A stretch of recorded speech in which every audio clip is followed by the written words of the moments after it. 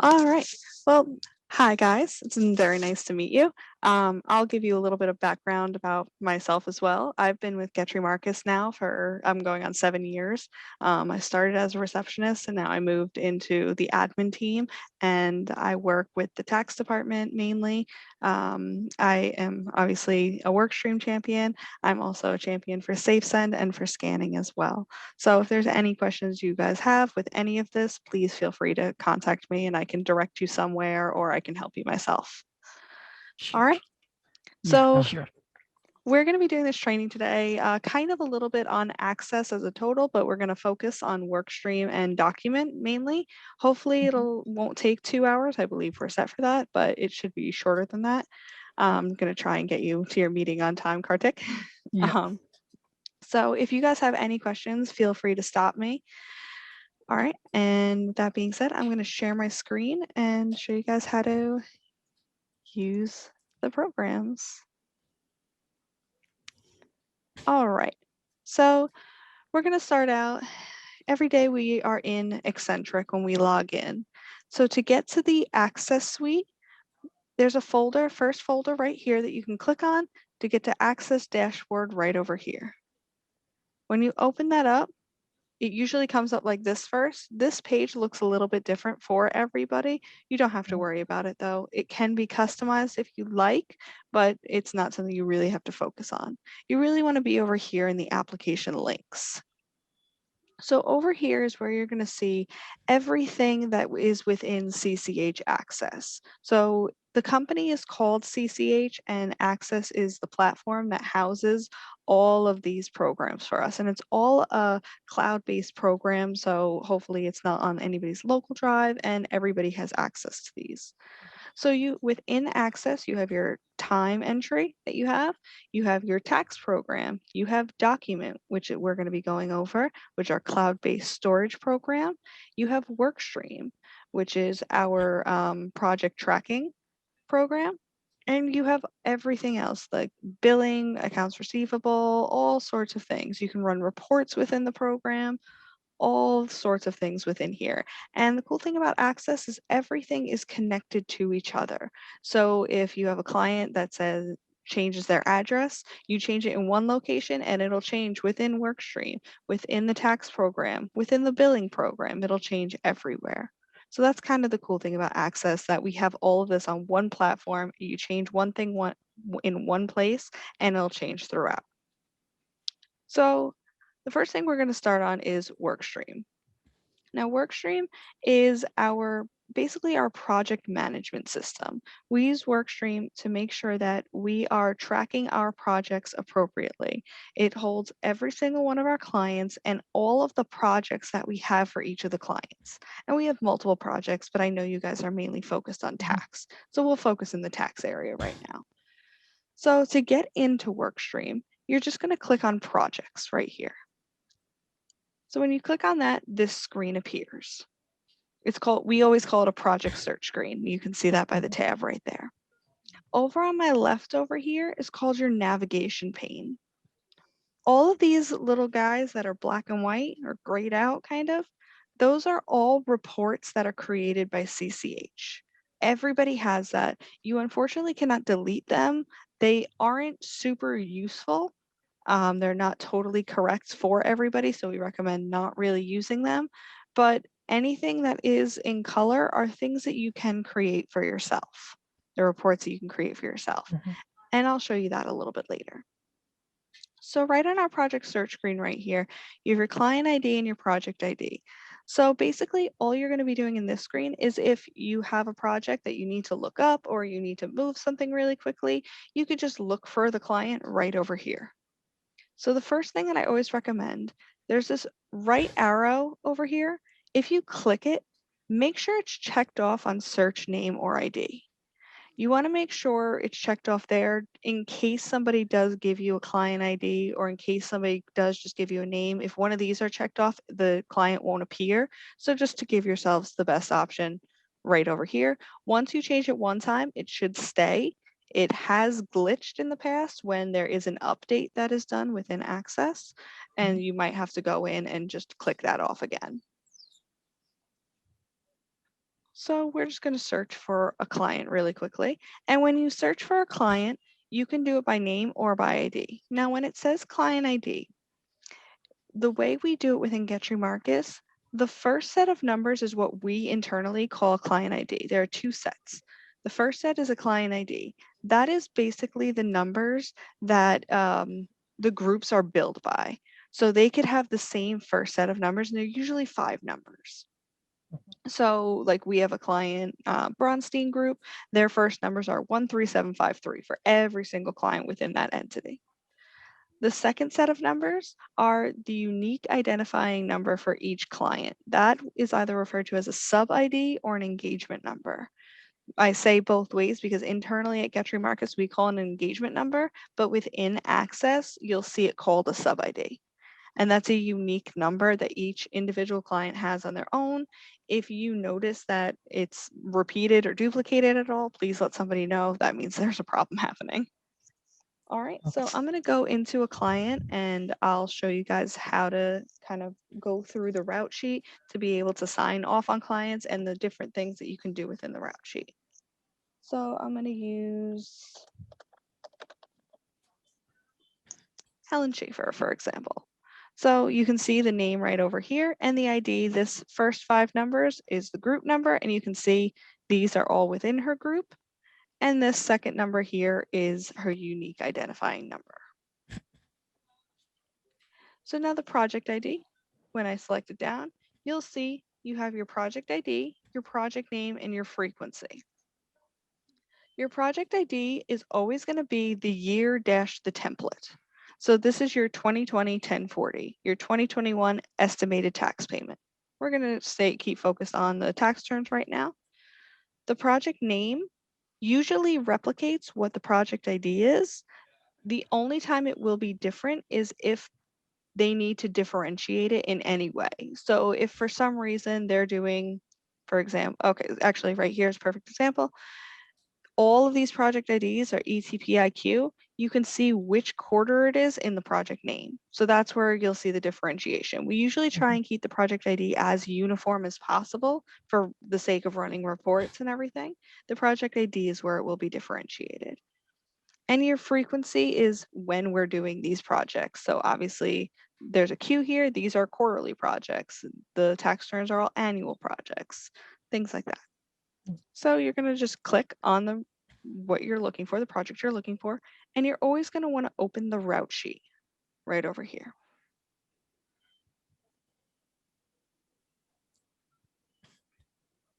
So when you click on that, this is your route sheet that pops up. And I'm going to go through this whole route sheet, but the route sheet is basically where you're going to get the majority of your information for a return and where you're going to communicate the majority of information that you have for a return as well. So up top over here, you can start a clock on the route sheet. So if you know you're going to be in a return for a long period of time and you don't know, you can't keep track of it or anything, you can start a clock. And when you click, I'm not going to click on it because it will start the clock. When you click on it, you hit start and it'll keep track of how long you're in that route sheet for. So when you enter your time, you'll have an exact amount. You can print this page if needed.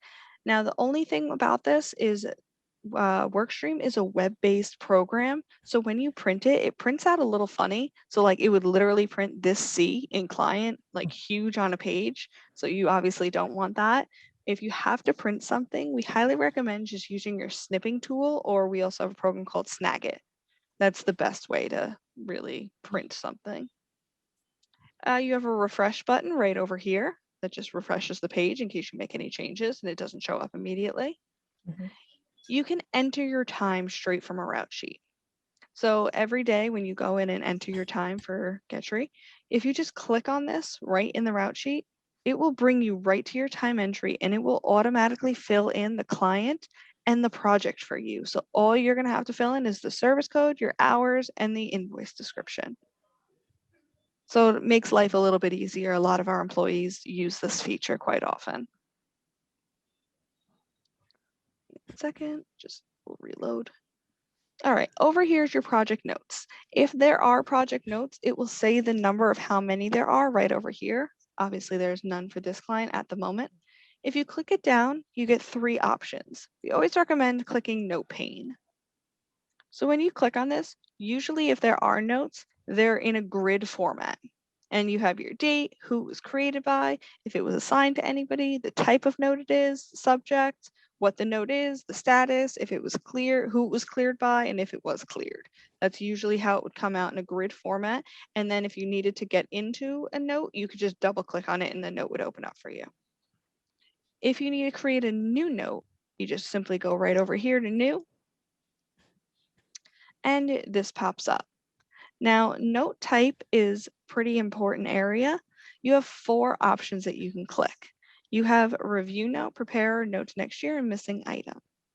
Now, review note and note to next year, when we roll forward these projects for next year, so when this project becomes a 2021 1040, the review notes and then, the missing item notes will purge out of the system. We do keep a backup of it on our end just in case anybody needs anything from last year. But if you put anything in review or missing item, it will purge out of the system. Prepare notes will not purge. They will roll forward. So we generally recommend leaving things as a prepare note just to make sure. But if you do leave it as a review note, we do keep a backup. And note to next year will roll forward for 1 year. Your subject area over here will always populate with the project name, not the project ID, the project name. We recommend that you change it because it does this for every project within Helen Schaefer. So every single note that was created under Helen Schaefer will just say 2020 1040. So just to make it a little bit easier for everybody so they're not having to look into things multiple times and everything, to just change the subject line. You can add your note right over here. There's no character limit. You can type whatever you need to type. You can assign the note to somebody if you need an answer about something. If you're missing a W-2 and you need to contact a partner, you can say missing W-2 assigned to whoever the partner is. And they'll receive the note and they'll be able to respond to it. If it's something that requires a resolution, you can just check off this button. And usually this is grayed out right now, the clear, but if this is checked off, the cleared will come up and you will be able to check it off. So once it's cleared, you can just check that off. If you do need to respond to a note, we recommend within this area that you put your initials at the end of it, and if you can, the date, because there's no other way that anybody would be able to see that. It doesn't keep track of that, unfortunately. It only keeps track of when things were cleared. So if something doesn't require a resolution, if it's just a regular note, if you respond to it, just type your initials at the end, just so everybody, just in case somebody has a question, they can come back to you. And then all you would have to do once you're done is just hit OK, and it would appear in this note pane behind me. So that's all the things up top. Now going through the route sheet, you have your client ID here. That's the number that I was telling you is the group number. The client sub ID is the unique identifying number. You have the client name, the office. The office is just the office that the work is generally done out of.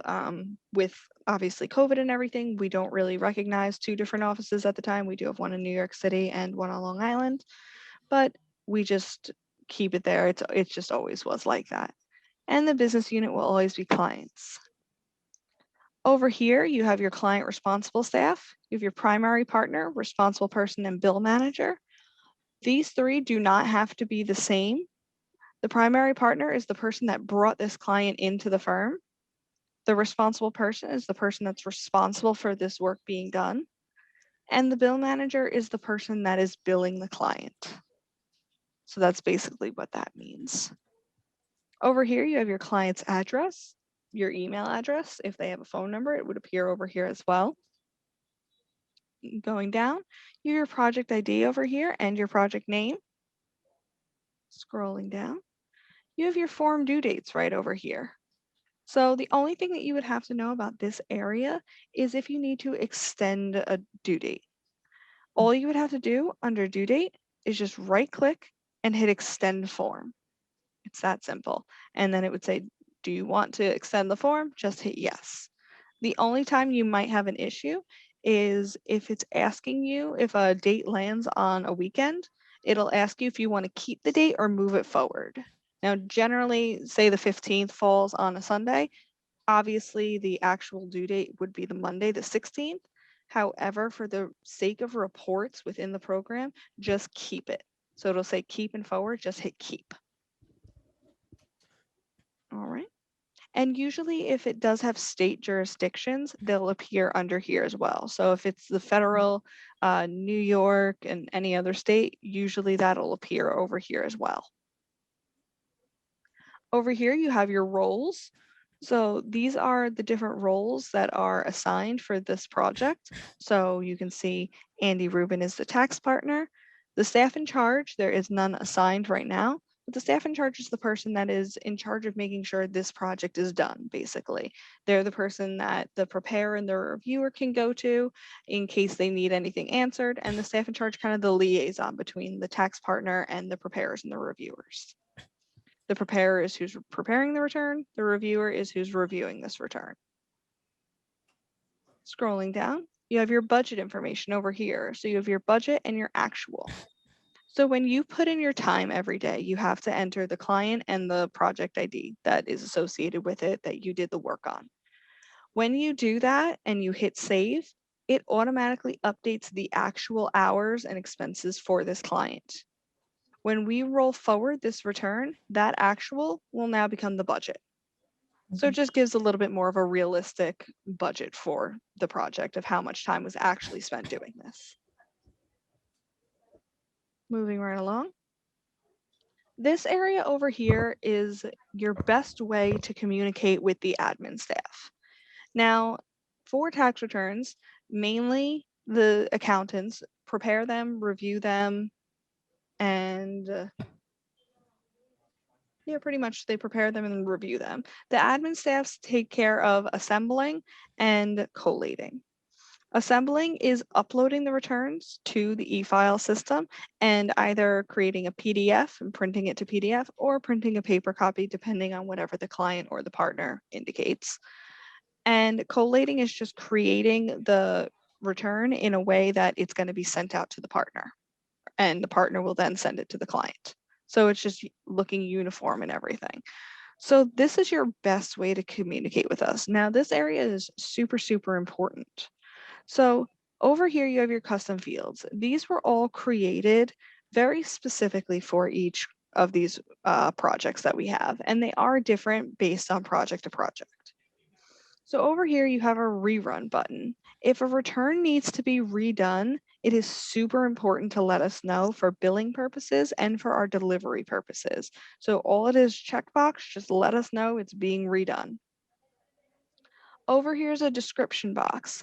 If a return is being held up for any reason, or if you're waiting on something, or if something is going on with a project, you can simply type something in the description right over here, like say it's missing a W-2. You can just say missing W-2.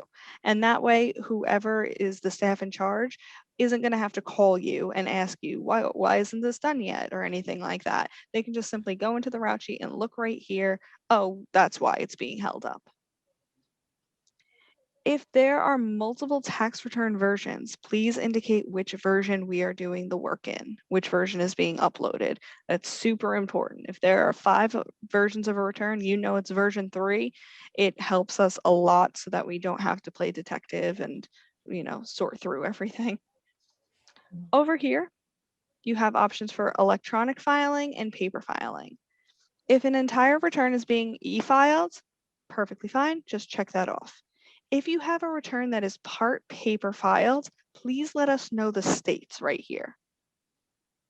Okay, so if you have e-filing and paper filing, just check off e-filing and then just type in, say, Louisiana. Just type in LA and we'll know Louisiana is paper filed. That way we can do something different on our end. All right. This area, the shred after work is complete and send back to originals, is something for the partners. That's just for them to let us know for individual clients if they mail us in anything, that they'll let us know if it's going to be sent back to the client or if we can just go ahead and shred it. If for an individual return, we do 1040 scanning. So when we receive clients' documents in the mail or electronically, we send it through a scanning system, either an electronic scanning system or a paper scanning system, basically. If we do not need to autoflow the documents, you can just hit this button right here and we'll skip it for you. It's pretty simple.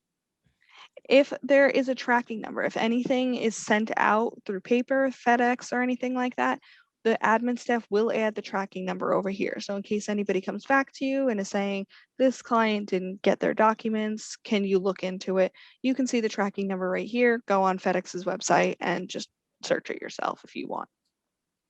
And over here, received work papers physical or received work papers electronic. This is the admin staff will take care of this part. If we physically receive work papers in the mail or physically receive them through email or through a tax organizer or anything like that, we'll indicate it over here. Over here is our delivery methods. This is how we send our returns out. So we have a bunch of paper copies that we can do. We mainly use FedEx for our delivery methods. We'll use regular mail. We generally don't use UPS in case anything is sent out that way. We don't send out a lot of paper copies though. We generally try to steer away from paper. We're trying to do everything more electronically. So these four are our main options for PDFing. Generally, the majority of our returns are going to be going SSR by C paperless, or you'll hear it safe send returns or safe send. This is how it's super important to make sure these delivery methods are filled out because it affects the way the return is assembled. So when we print it, there is a specific way that we have to print it for safe send versus if you're just emailing it to a client. So if you don't know how it's being sent, please just reach out to whoever the staff in charge is or the partner or anything like that, and they'll let you know. You can just check off this box. Over here, you have an instruction box. If you have any instructions at all, if something is a little bit different or if just any instructions that are helpful, just let us know in this instruction box right here. We have some funky returns that have like a joint filing in one version, but filing separately for their states and other versions, stuff like that. You can let us know over here. That way we know to go into the correct things. We just want to make sure we're doing everything correctly for you guys and to get the product out as quickly and efficiently as possible. So the more information you can give us, the better it'll be. And then just scrolling right on down over here, this is really the route sheet area. So you have your statuses over here and your work steps over here. The status is what the project is currently in. So this status for Helen Schaefer, this project is currently in preparation and the file holder is the person that is currently working on that status. So it's in preparation with Danielle. Okay. Over here are your work steps. This is where you're going to sign off on once you complete that step. So say you were preparing a return. So say this is in preparation to you, it's assigned to you. You would come in here once the preparation status is completed, you would go over to the work steps, right click on the step that you want to sign off on, select mark complete, and then this area is where you're going to move it to the next person. Okay, so if you know that this is going to, I'm going to say Jason Goldberg for right now. You can just type in his name, Jason Goldberg. Once I hit OK, watch the status over here. The status will automatically update. So now it's in review to Jason. Okay, so you just want to make sure that this area is signed off on. This is really the most important area that you want to be in. If you move the status though, so if I move it back to preparation to Danielle, you'll see it does not affect this at all. So you can change the status as many times you need and it will never affect the work steps. Once you sign off on the work step, it will automatically update the status. Okay, and if you accidentally sign off on anything, just reach out to one of the people in Workstream. You can we'll just reopen it for you. it's not an issue. It's not permanent or anything like that. So I just want to go through a couple of these work steps with you, just so you're all familiar with how we kind of do our taxes within Gettry Marcus. So first thing, get client info. Obviously, when we receive client information. Next, we do sort for scanning. That's an admin work step. That's just mainly sorting the documents so that it appears correctly when you autoflow it. Scan funnel is, again, the same thing. You're just scanning it, or funnel is our electronic scanning product that we have. That's an admin step as well. You have prepare, just preparing tax returns. Review, reviewing tax returns. Topside review. Topside review, you don't always have to do. This is something that a lot of the partners do like, but they don't always do it. So if you review it, they might tell you to just move it to the next step instead of topside review. But if you sign off on review, I'll just sign off on that just so you can see, it will automatically move to topside review. If they tell you don't topside review, you're just going to go into the status and just move it to the next step. Okay. So I'm just going to reopen that. Okay. So assemble is an admin work step. Anything that you move to an admin work step, you're going to move to in the pool. So say we are signing off on topside review for whatever reason, we're going to mark complete. This over here, instead of moving it to a person's name, if you drop it down, you'll see the second option is always going to be in the pool. And you just hit OK. So now it'll be in to be assembled in the pool. All right. So assembly and collate are two of the admin work steps. We'll reopen this before anybody gets confused. All right, so assembly is, again, like I said, it's actually what I do. We upload the returns to the e-file system and we either PDF or print the return based on whatever the client or the partner indicates. Collating is collating it for the client, making it look nice before it's sent out to the client. It's moved to sign for a partner to sign the return. Now, admin, a lot of our stuff is PDF. Admin does place the partner signatures on the returns. So really sign and final partner review are kind of the same step. We added another final partner review step for people that sign a return for another partner, but that partner wants to review it. We have delivered a client and released. So once a return is released, this will get signed off on and it will complete the project. All right, does anybody have any questions on this? So when can we access the previous year information for the same project? This is a brand new project, actually. Let me find a new client for you. And for general.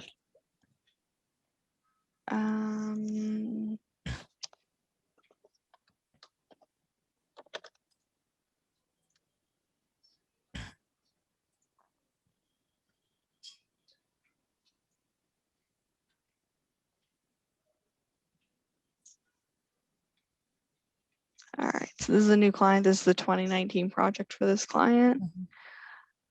So you can see this is the actual from last year's project, from the 2018 project. Oh, I'm sorry, it's for the actual for the 2019 project. This is the budget that came from the 2018 project. We go through, and this is the work steps. So you can see everybody signed off on their things and it got completed. Okay. All right. Yeah. All right. Okay, so for the most part, I believe that's it with Workstream right now. I might be circling back with something different with you guys a little bit later in time, but that's pretty much what they wanted for Workstream right now. All right, now going into document.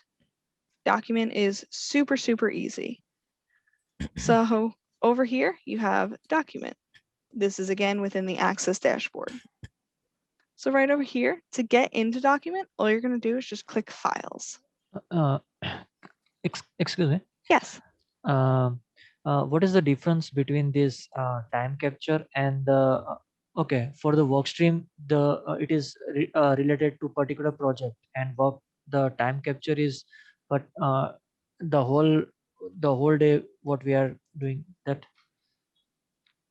For a work stream? Yeah, the work, I think the work stream is for particular project, like in which individual project we are doing, Y- and y- what is the time period, and the Yeah, time capture is for the whole day what we are doing. yeah. So Workstream is just to keep track of the projects as it goes. So if something is in preparation, it'll get moved to you for preparation. You would prepare a return and, move it to review after that. Time capture is your time for the entire day of what you're Okay, doing the entire day. So Workstream is just keeping track of the statuses of each of the projects. okay, got So it. it's just a tracking system, basically. Time entry is where you enter your time. Okay, And time entry is based off of how you would get paid, basically. okay, All right, yeah, thank you. no problem. So document. So everybody's document looks a little bit different when you first go into it, but again, it's super, super easy.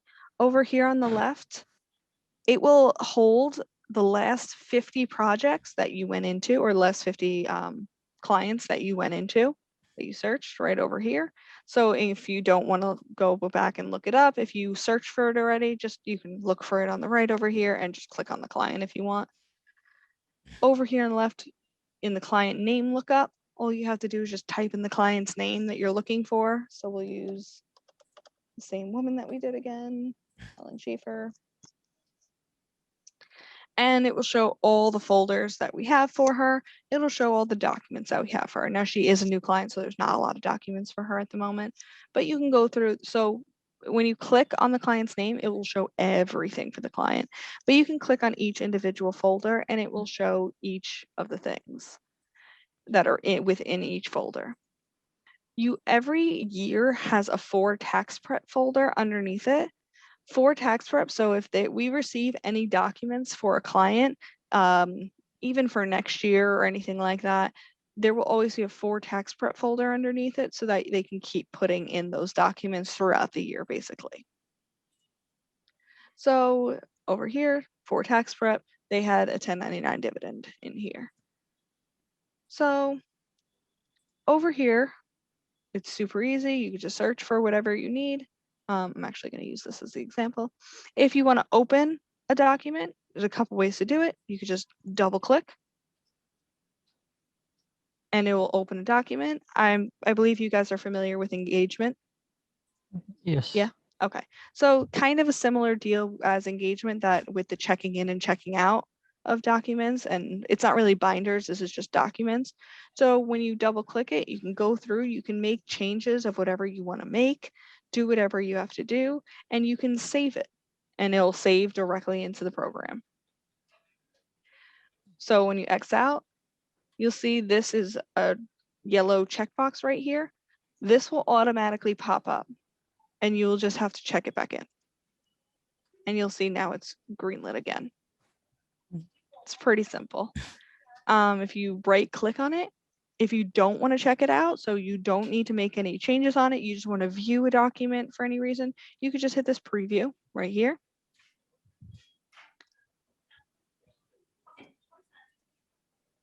And it'll pop up right here, but you can't make any changes to it. That's the only difference. So if you're just viewing something, instead of checking it out, you can just right click and preview it. Pretty simple. You can right click, and instead of double clicking it to check it out, you can just right click and check it out also. You can download the document if you need. None of this you're really going to use. We have the option to delete, the admin staff does. You won't have the option to delete anything. If you need to look at the history of something, if something was scanned incorrectly or you notice something, you can go into the history right over here and see that Clara over here added this document and when she edited it. So if you notice it came in like wrinkly or something was wrong with it, you can contact Clara right over here and let her know. All right. And you can also go straight into the properties over here too.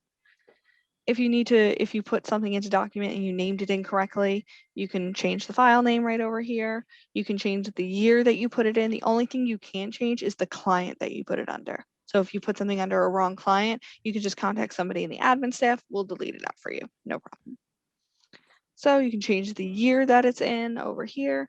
This will tell you the entity name, when it was created. If you go over to details, you can change the class or subclass that it's in. So this is individual tax work papers, and I'll show you what this class and subclass are when I show you how to add a file. Yeah, and you can see again that it was created by Clara and on the state, so that way you know that you could contact her if something is wrong with this. And that's pretty much it with document. It's super simple. Again, like I said, just make sure that you're checking in the documents so other people can access them after you open them. The only other thing really is to add a file into document. Again, it's very easy. There's a couple ways to do it, so I'll show you the different ways. You have an add files option right here at the top of document, but also within the Axcess dashboard, there's an add file button right here as well. So you don't even have to go into document to add a file to document. So you could just click add file, and this, we call it an add file screen, pops up. So all you have to do is fill in the areas that have the little star, except for the sensitivity level that you won't be able to click. So all you do is enter the entity name. So I'll use her as an example again. You're going to enter the storage folder year. So this will tell you which year you're going to be using. If it's for tax prep, you can put it in the for tax prep folder. So we'll use 2020. Okay.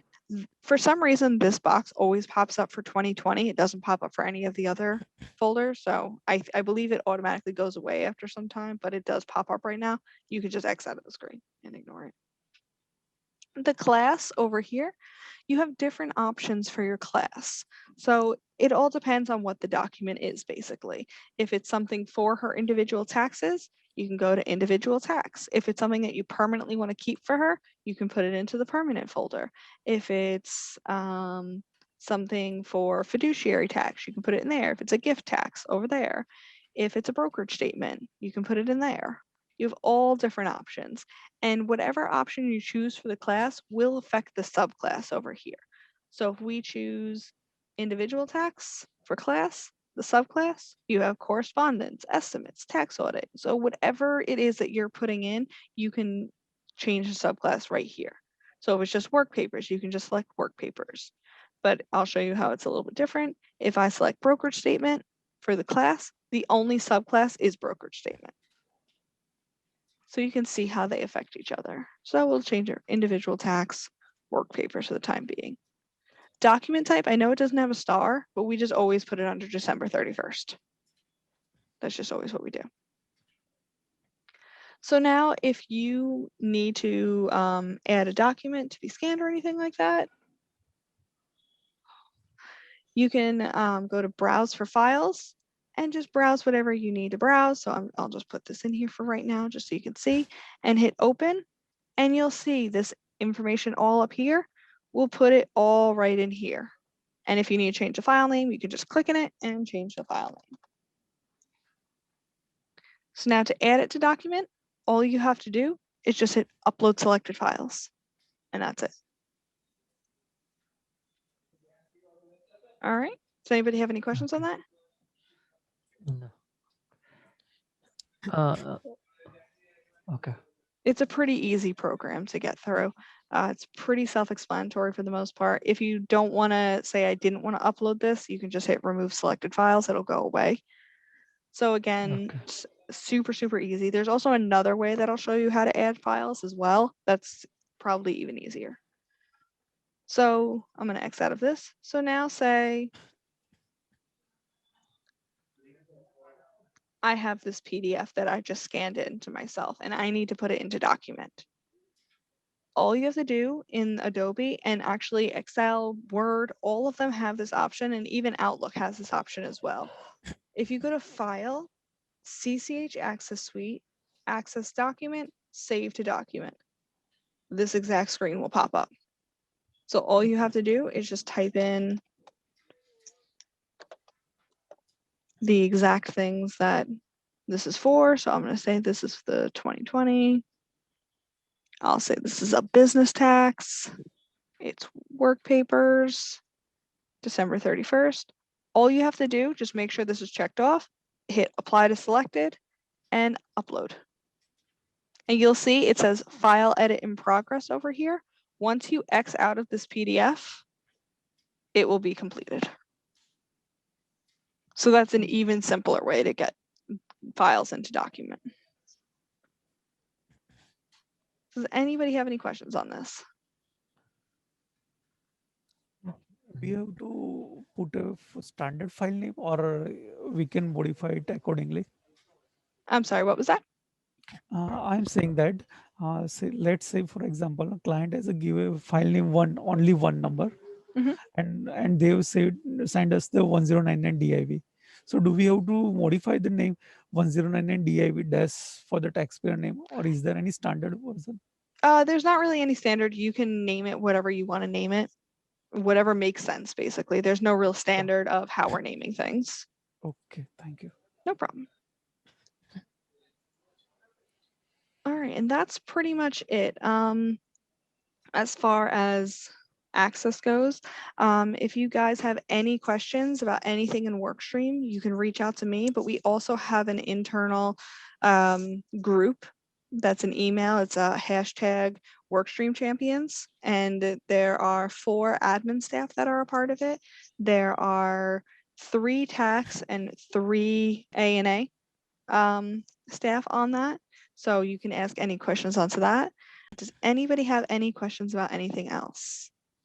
All right, and again, if you guys need any help with anything, you can feel free to reach out to me directly and I can direct you in the correct path, or I can help you myself if needed, or you can reach out to the admin staff. Again, that's a hashtag group in our Outlook, and it literally is just hashtag admin staff. For Workstream, it's hashtag Workstream Champions. So if anybody needs help with anything, you can feel free to reach out to any of those groups, or again, me directly. Yeah, sure. Yes. All right. Yeah. All right. Well, it was nice meeting you all. Good luck.